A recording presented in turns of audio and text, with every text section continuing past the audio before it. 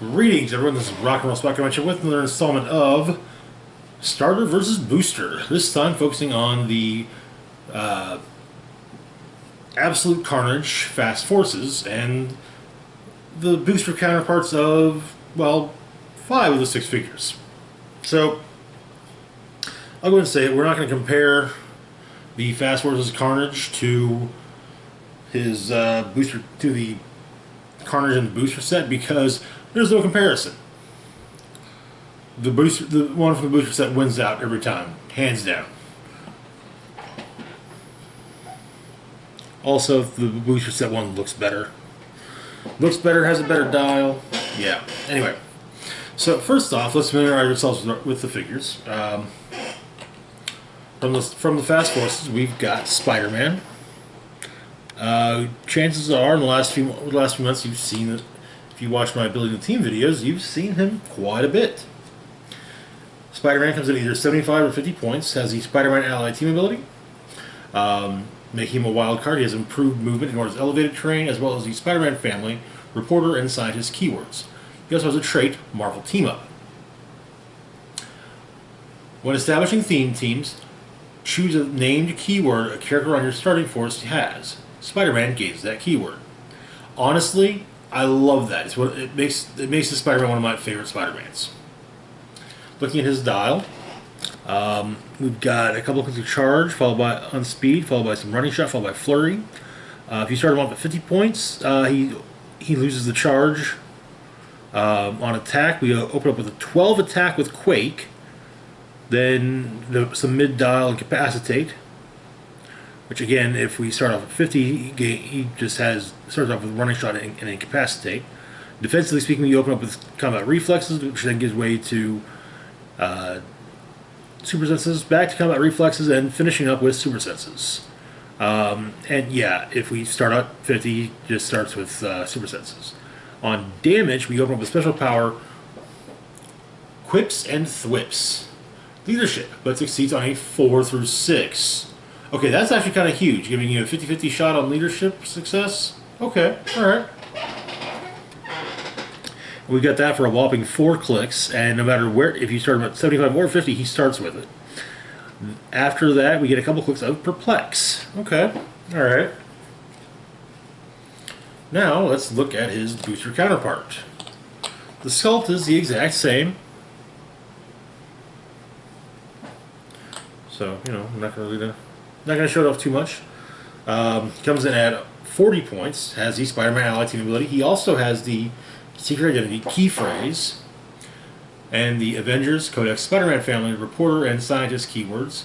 We also have a trait, First You Have to Catch Me, which giving him super senses. Okay, trait of super senses is always nice. Now looking at his dial, as I mentioned, he's a Secret Identity figure. But on speed, we open up with special power, your friendly neighborhood Spider-Man, giving him leap, climb, sidestep, and passenger 1. Okay, that's actually kind of useful. Followed by a couple of sidestep. On attack, we have some precision strike, followed by incapacitate. On defense, we've got combat reflexes, followed by willpower.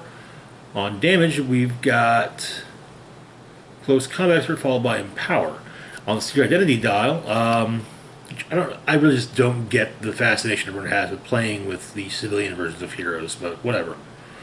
We open up with a special power, then a couple clicks of sidestep, then some incapacitate.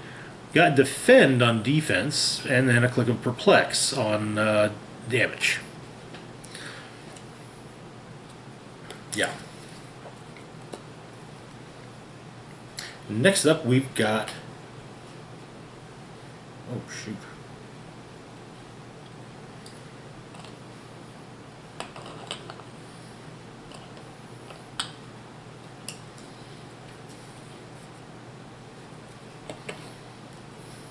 Set that there.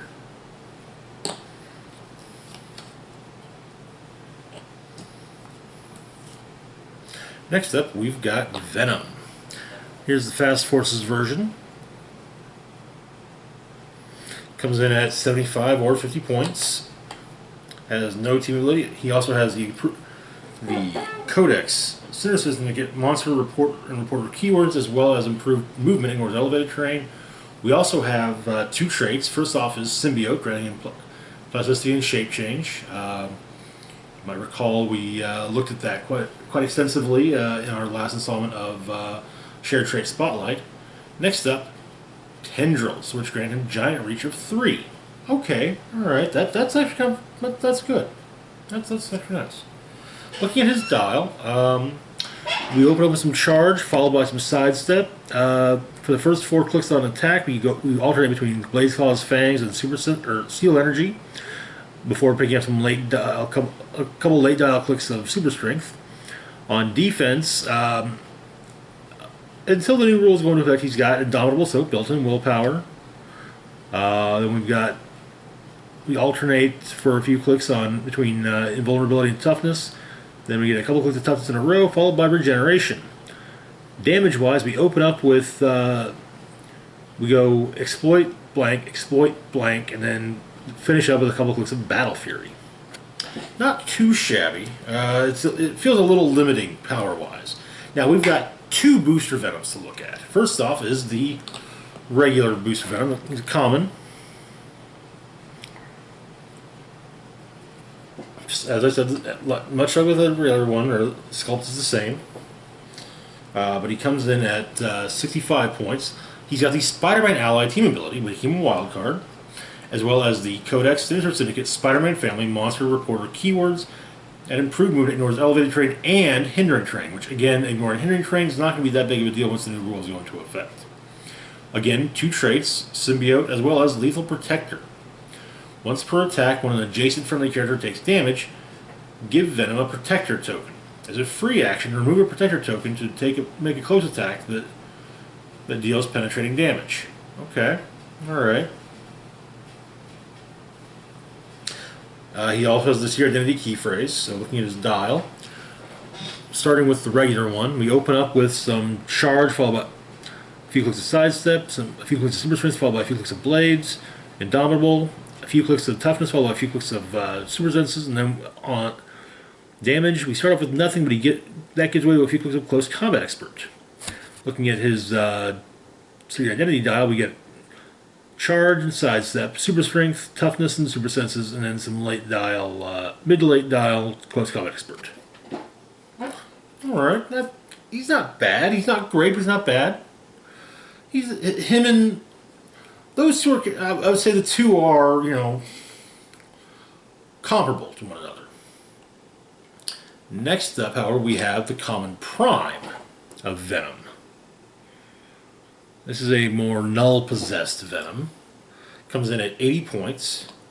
Has the Spider-Man Ally team ability, as well as the Codex Maximum Carnage Sinister Syndicate Spider-Man Family Monster Reporter keywords, improved movement, ignores elevated hindering terrain.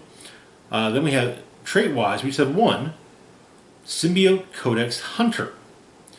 Grants him plasticity and shape change. When he KOs an opposing character, after resolutions, heal 1 click. If the character had the Codex keyword, heal 3 clicks instead. Okay, alright. He also has the Secret Identity key phrase, much like his non-prime counterpart. Looking at his dials.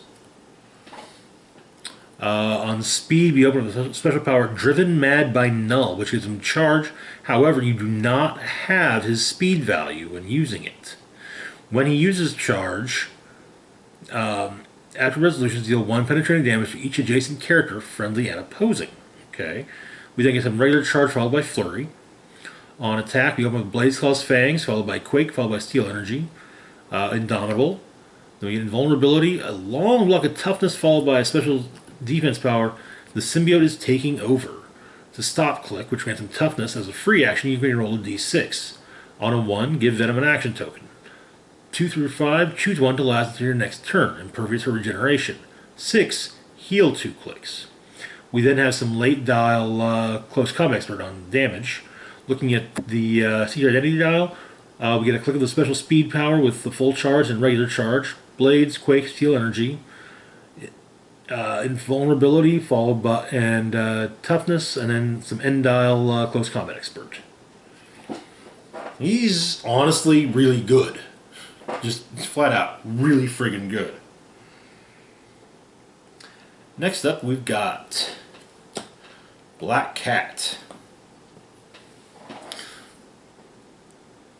The Fast Forces one comes in at either 50 points or 25 points. She has the Defenders team ability as well as the Defenders, Marvel Knights, Spider-Man family, martial artist keywords, improved movement towards elevated hindering terrain, and 2 traits. First off is Cat Burglar, which grants her stealth. Next one, always bet on black. Once per attack, when Black Cat attacks or is attacked, roll a d6 and you may replace a die in that attack roll with the result. Okay, alright. Dice manipulation is always fun. Also, it's a bit more simpler than the Question or Adolf Impossible's version. Looking at her dial, we get on speed, we've got leap climb followed by sidestep, then back to leap climb and back to sidestep. We get precision strike alternating with smoke cloud, and then some end dial smoke cloud. Defensively speaking, we get combat reflexes followed by super senses followed by willpower. On attack or damage, we open up with perplex followed by exploit weakness, and then a blank click followed by exploit, and then 2 more perplexes. Okay, all right, not too shabby. So let's look at her counterpart.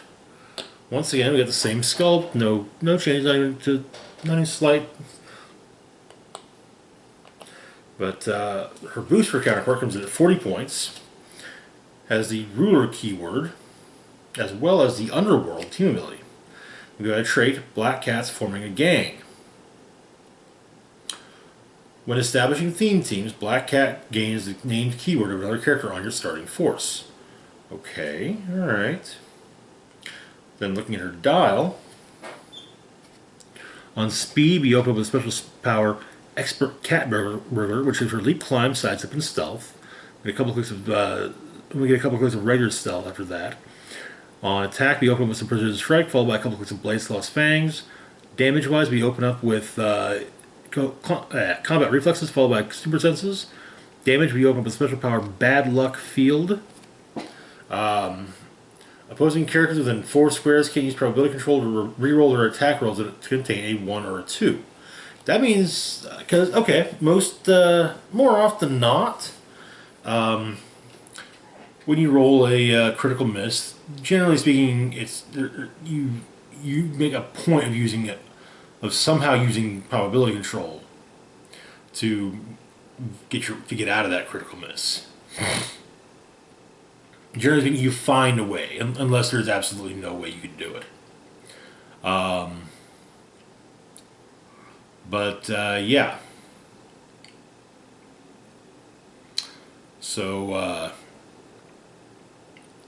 that kind of shuts that down. Also, generally speaking,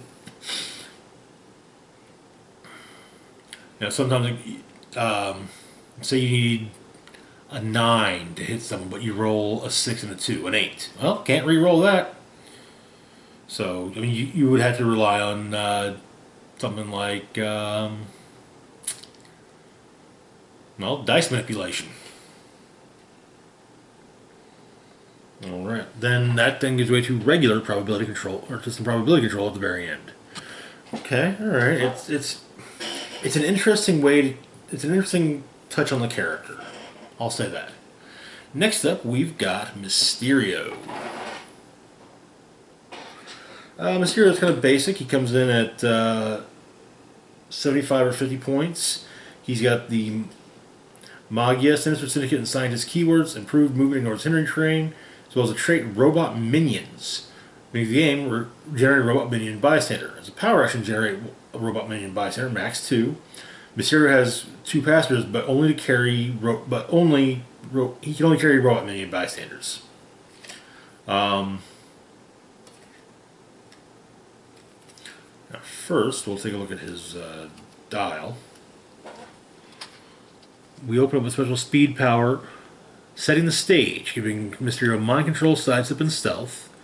A couple clicks of fading teleport back to the special power. Full run of smoke cloud. Mastermind, then super senses, then back to Mastermind on defense. Probability control, shape change, and outwit on damage. It's honestly not bad. As for the robot minions, They've got, well, first off, they have a trait, Veil of Lies. If a robot minion occupies one of Mysterio's smoke markers, modify attack and damage by +1. Okay. The robot minions are autonomous, but they've got Smoke Cloud, Quake, Toughness, and Shape Change. Okay. Looking at his booster counterpart, Sculpt's the same. He comes in at 50 points. He's got the Sinister Syndicate, Celebrity, and Scientist keywords. We've also got 3 traits. First off is Illusion Generator, which allows Mysterio to start the game with the Illusion Generator equipped at no cost. We got yet another Sinister 6 trait. Adjacent friendly characters of Sinister Syndicate keyword can use Shape Change. Okay, that'll be good for Sinister Syndicate teams. And then, what horrors do you see in the smoke? Smoke Cloud. Once per turn, Mysterio can use either Incapacitate or Mind Control as free, but only to make a close attack and only to target characters occupying his smoke markers regardless of adjacency. Okay.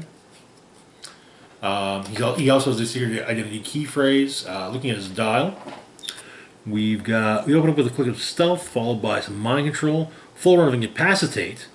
Defensively speaking, we open up with Super Senses, which then gives way to a little bit of willpower. On damage, we open up with Outwit, then that turns into Perplex, then back to Outwit. Looking at the secret identity dial, we've got a full run of Stealth, a couple clicks of Incapacitate. Looks like that's a click of Mastermind, followed by some Barrier, and then some Probability Control. Okay, alright. It's not too shabby. Finally, we've got Ghost Spider, or Spider-Gwen. See, the Fast Forces version comes in at 75 or 50 points. Has the Codex, Spider-Man Family, Celebrity, and Monster keywords, as well as improved movement in towards elevated terrain. We also have the Symbiote trait, same as the Venoms. Looking at her dial, we get a few clicks of Charge, followed by a few clicks of Sidestep. On attack, we open up Super Strength, followed by a couple clicks of Incapacitate. We've got Indomitable on defense, power-wise, Super Senses, followed by Combat Reflexes, followed by Regeneration. On damage, we open up with a click of Outwit. We get some late dial Close Combat Expert, then back to Outwit. Okay. And she has the Spider-Man ally team ability, making her a wild card. Looking at her booster counterpart. Oh! Well, I guess we'll just have to look at the illusion. Again, Sculpt's the same. She comes in at 85 points, has a Spider-Man ally team ability, as well as the Spider-Man Family and Celebrity keywords, and improved movement towards elevated and hearing trait, and improved targeting towards characters. She also has a trait, Dimensional Travel Watch. Allows her to start the game with the Dimensional Travel Watch equipped at no cost. And we'll get into that and the Illusion Generator here in a second. She has a secret identity key phrase. Looking at her dial, we open up with a few clicks of special speed power. You don't get to like my haircut. She's given a move action, moves 5 squares or less after resolutions. She may make an attack. Okay, we get some hypersonic. Telekinesis on attack, followed by Precision Strike. Indomitable, a full run of Super Senses. She opens up with Probability Control, which then gives way to Perplex on damage. Her secret identity click, or dial, the special speed power, then hypersonic, TK. It's really just a shortened version of the main dial. As for the equipment, so first off, we'll take a look at the Illusion Generator. It's 10-point equipment. The effect, Shape Change. When the hero uses it, it succeeds after resolutions, generate an Illusion Bystander. Let's see, the Illusion Bystanders.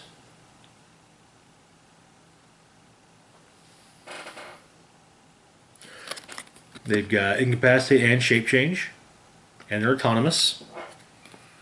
Then we've got the Dimensional Watch.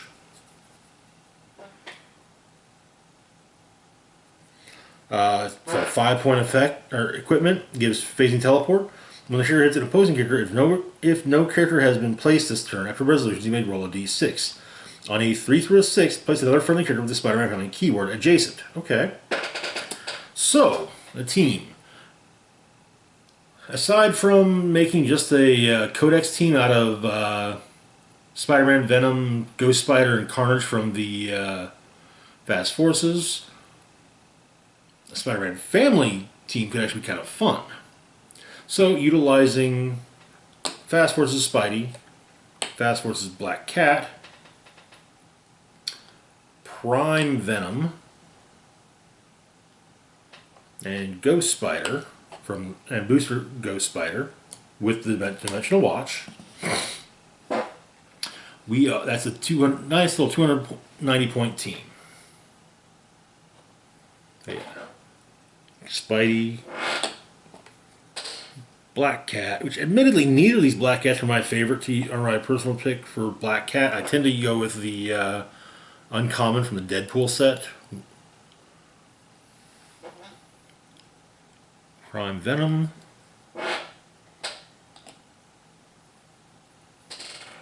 Ghost Spider. Anyway.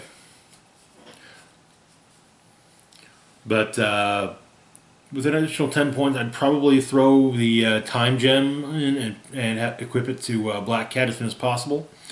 That way,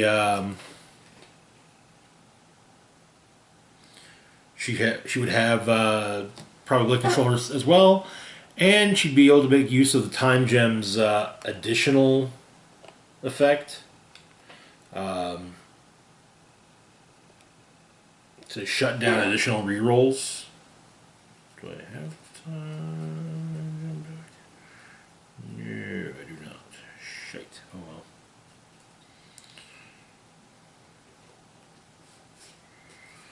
But if I remember correctly, it shuts down an opponent's ability to continue rerolling attacks. Basically, if you hit on a 10 or higher, it can't be rerolled. If the character with the Time Gem hits with a 10 or higher, it can't be rerolled. So yeah, that would be the team.